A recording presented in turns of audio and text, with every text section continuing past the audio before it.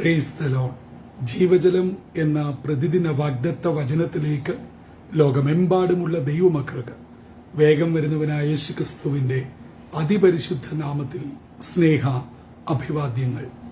ഇന്ന് 2026 ജൂലൈ മാസം 18-ാം തീയതി ശനിയാഴ്ച. സ്വർഗത്തിലെ ദൈവത്തിന്റെ ആർദ്രകരുണയാൽ ഈ മാസത്തിന്റെ മറ്റൊരു ആഴ്ചവട്ടം കൂടെ നമ്മെ വിട്ട് കടന്നു പോകുന്നു. ഒരു വീക്കെൻഡിലേക്ക് തമ്പുരാൻ നമ്മെ പ്രവേശിപ്പിച്ചിരിക്കുന്നു. ഓരോ ദിനവും അനുഭവിക്കുന്ന സകല നന്മകൾക്കും ദാനങ്ങൾക്കും നന്ദി അർപ്പിച്ചുകൊണ്ട് ഇന്നത്തെ വാഗ്ദത്ത വചനത്തിനായി ഒരുങ്ങാം. ഇന്ന് ജീവജലത്തിൽ കൂടി പ്രോമിസ് വേഴ്സായി നമുക്ക് ലഭിച്ചിരിക്കുന്നത് ദാനിയേൽ പ്രവാചകന്റെ പുസ്തകം 6-ാം അധ്യായം 5-ാം വാക്യം. The book of Daniel chapter 6 verse 5 നാം ഇപ്രകാരം വായിക്കുന്നു. അപ്പോൾ ആ പുരുഷന്മാർ നാം ഈ ദാനിയേലിന്റെ നേരെ അവന്റെ ദൈവത്തിന്റെ ന്യായപ്രമാണം സംബന്ധിച്ചുള്ളതല്ലാതെ മറ്റൊരു കാരണവും കണ്ടെത്തുകയില്ല എന്ന് പറഞ്ഞു. ദാനിയേൽ പ്രവചനം നമുക്കേവർക്കും ആത്മീയ പ്രചോദനം നൽകുന്നതും നാം നാളുകളായി കാത്തിരിക്കുന്ന യേശുക്രിസ്തുവിന്റെ പുനരാഗമനത്തെക്കുറിച്ചുള്ള കാലക്കണക്കുകൾ വ്യക്തമായും കൃത്യമായും ക്രൈസ്തവ ലോകത്തിന് നൽകുന്നതുമാണ്. അതിന്റെ മറ്റുള്ള തിയോളജിക്കൽ വശങ്ങളെക്കുറിച്ചല്ല ഇന്നത്തെ ജീവജലം നമ്മളോട് പങ്കിടുവാൻ പരിശുദ്ധാത്മാവ് ആഗ്രഹിക്കുന്നത്. ഇന്നത്തെ വാഗ്ദത്ത വചനത്തിൽ 2 അക്ഷരങ്ങൾ വളരെ ശക്തമായി നിലകൊള്ളുന്നു. ആ പുരുഷന്മാർ, ഈ ദാനിയേൽ.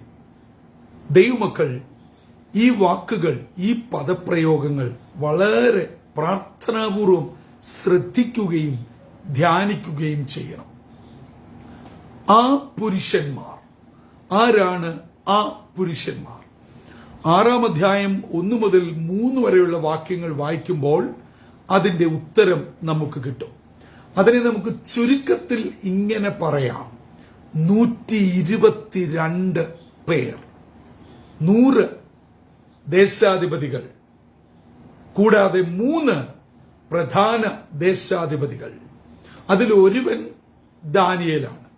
ദാനിയേൽ ഉത്കൃഷ്ട മാനസനായി വളരെ ശക്തമായി താൻ ശുശ്രൂഷ വിശ്വസ്തയോടെ ചെയ്തതുകൊണ്ട് രാജാവ് അവനെ പ്രധാനമന്ത്രി പദത്തിലേക്ക് ദാനിയേലിനെ കൊണ്ടുപോകാൻ ആഗ്രഹിച്ചപ്പോൾ 122 പേർ ഒറ്റക്കെട്ടായി. എന്നിട്ട് ദാനിയേലിനെതിരെ പ്രവർത്തിക്കുകയാണ്. എന്നെ കേൾക്കുന്ന സഹോദരങ്ങളെ, നമുക്ക് ഒരു നന്മ വരുമ്പോൾ, നമ്മുടെ കുഞ്ഞുങ്ങൾക്ക് ഒരു ഉയർച്ച വരുമ്പോൾ, നമ്മൾ ഒരിക്കലും ചിന്തിക്കാത്ത നമ്മുടെ കൂടെ നിന്ന ആളുകൾ നമുക്കെതിരെ ആയിത്തീരും.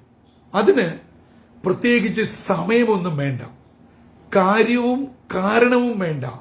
വളരെ പെട്ടെന്ന് അവരെല്ലാം പിശാചിന്റെ അടിമയായിട്ട് മാറുകയാണ്. ഇവിടുത്തെ ചിത്രവത എന്നെ കേട്ടുകൊണ്ടിരിക്കുന്നവരൊന്ന് ചിന്തിച്ചു നോക്കാട്ടെ. നമുക്ക് ആത്മീയമായിട്ടൊന്ന് ഉയർന്നു വരുമ്പോൾ, ഒന്ന് പ്രാർത്ഥിച്ച് പാടി ദൈവവചനം ധ്യാനിച്ച് നമ്മളൊന്ന് ഉയർന്നുമ്പോൾ ഏതെങ്കിലും ഒരു കുത്തുവാക്ക്, ഒരു ഗോസിപ്പ് എവിടെയൊന്നും ഉണ്ടാകും. അതോടുകൂടി നമ്മളുടെ വളർച്ച നിന്നുപോകും, മുരടിക്കും. കുഞ്ഞുങ്ങളുടെ വിദ്യാഭ്യാസത്തിൽ അവർ നന്നായിട്ട് പഠിച്ചു വരുമ്പോൾ വളരെ പെട്ടെന്ന് നല്ലൊരു അഡ്മിഷൻ, ജോലിയിൽ ഒരു സ്ഥാനം എന്നുവേണ്ട വിവിധ മേഖലകളിൽ ഉയർന്നു വരുമ്പോൾ പിശാച് പലരെയും നമുക്കെതിരെ തന്ത്രം പ്രയോഗിക്കുവാൻ ഇറക്കിവിടും. ഇവിടെയും അതാണ്. ആ പുരുഷന്മാർ അവർ പറയുന്നു, ഈ ദാനിയേൽ. എന്താണ് ഈ ദാനിയേൽ എന്ന് പറയാൻ കാരണം? 4-ാം വാക്യമാണ്. 122 പേർ ഒറ്റക്കെട്ടായി ദാനിയേലിനെതിരെ കുറ്റവും കുറവും പോരായ്മയും കണ്ടെത്തുവാൻ സമസ്ത മേഖലകളിലും അറിഞ്ഞും അറിയാതെയും അവർ ശ്രദ്ധ ചെലുത്തി. അവർ അന്വേഷിച്ചു.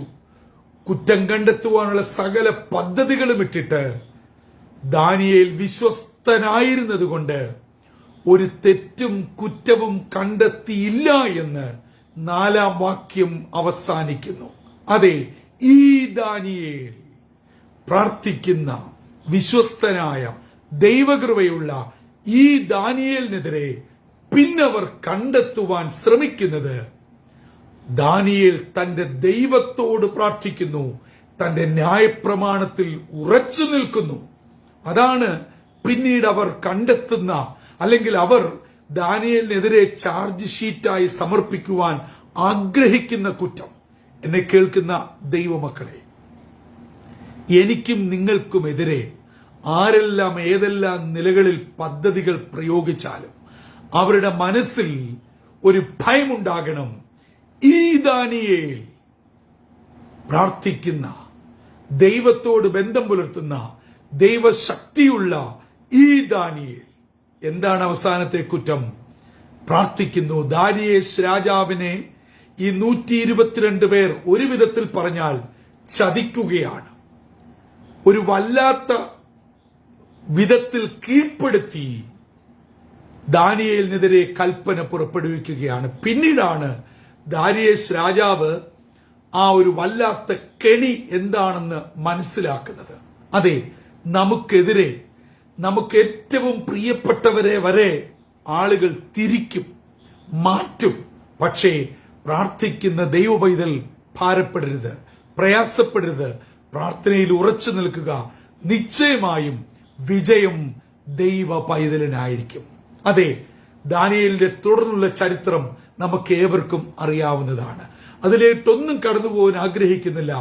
ഇന്നത്തെ വാഗ്ദത്ത വചനം കേട്ടുകൊണ്ടിരിക്കുന്ന മാതാപിതാക്കളെ, സഹോദരി സഹോദരങ്ങളെ, നാം ചിന്തിക്കുന്ന, നാം വിശ്വസിക്കുന്ന, എന്റെ കൂടെ എപ്പോഴും ഉണ്ടാവുമെന്ന് കരുതുന്ന സുഹൃത്ത് വലയങ്ങൾ, കൊളീഗ്സ്, സഹോദരങ്ങൾ, രക്തബന്ധങ്ങൾ നമുക്കെതിരെ ചരട് വലിക്കുമ്പോൾ ആ പുരുഷന്മാരുടെ കൂട്ടത്തിൽ ഒരിക്കലും ഉണ്ടാവുകയില്ല എന്ന് നാം ചിന്തിച്ച പലരും ഉണ്ടാകും.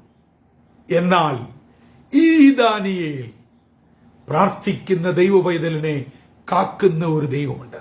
അതാണ് ഇന്നത്തെ വാഗ്ദത്ത വചനത്തിന്റെ പ്രധാന സന്ദേശം.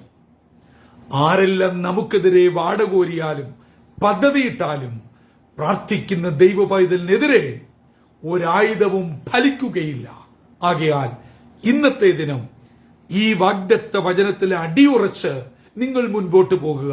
നിങ്ങളുടെ കുഞ്ഞുങ്ങൾക്കെതിരെ, നാട്ടുഭാഷയിൽ പറഞ്ഞാൽ 2 കൈയും തലയിൽ വെച്ച് പ്രാകിയാലും, ഏതെല്ലാം വിധ ശാപവാക്കുകൾ പറഞ്ഞാലും, എന്റെ സഹോദരങ്ങളെ, മാതാപിതാക്കളെ, നിങ്ങളെ അത് ഏൽക്കുകയില്ല. ആ കുഞ്ഞുങ്ങൾക്കതൊരു അനുഗ്രഹമായി തീരും. സകല ശാപങ്ങളെയും ദോഷങ്ങളെയും തിന്മകളെയും നന്മയാക്കുന്ന സ്വർഗത്തിലെ ദൈവം നമുക്ക് വേണ്ടി ജീവിക്കുന്നു. ദാനിയേലിന്റെ ദൈവം ഇന്നും ജീവിക്കുന്നു. ആ ദൈവത്തിൽ അടിയുറച്ച് വിശ്വസിച്ച് പ്രാർത്ഥനയോടെ ഇന്നത്തെ ദിനത്തിലേക്ക് പ്രവേശിക്കാം. മറക്കരുത്, ഈ ദാനിയേൽ ആ ഒരു നിലയിലേക്ക് എത്തുവാൻ നമ്മെ തന്നെ പ്രാർത്ഥനാപൂർവം സമർപ്പിക്കാം. കണ്ണുകളെ അടയ്ക്കാം, ഹൃദയങ്ങളെ ഒരുക്കാം, തലകളെ വണക്കാം, പ്രാർത്ഥനയ്ക്കായി ഏൽപ്പിക്കാം. ഞങ്ങളുടെ ഉടയവനും സൃഷ്ടിതാവും പരിപാലകനുമാകുന്ന ദൈവമേ, സ്വർഗീയ പിതാവേ, ഈ മാസത്തിന്റെ മറ്റൊരു വീക്കെൻഡിലേക്ക് ഞങ്ങളെ പ്രവേശിപ്പിച്ചതിനായി സ്തോത്രം. ഓരോ ദിനവും അനുഭവിക്കുന്ന നന്മകൾക്ക് നന്ദിയും സ്തോത്രമുള്ളവരായി ജീവിപ്പാൻ ഞങ്ങളെ ഇവിടുന്ന് ഒരുക്കണം. അപ്പ ഞങ്ങൾക്കെതിരെ ആരെല്ലാം ഒറ്റക്കെട്ടായി നിന്ന് അവരുടെ പ്രതികൂലത്തിന്റെ ശരങ്ങൾ എയ്താലും പ്രാർത്ഥിക്കുന്ന ദൈവവേദനെതിരെ അവയൊന്നും ഫലിക്കുകയില്ല എന്നും ദൈവത്തിന്റെ കരം തന്റെ കുഞ്ഞുങ്ങളെ കരുതും താങ്ങുമെന്നും ഇന്ന് ഞങ്ങളെ കേൾപ്പിച്ചതിനായി സ്തോത്രം.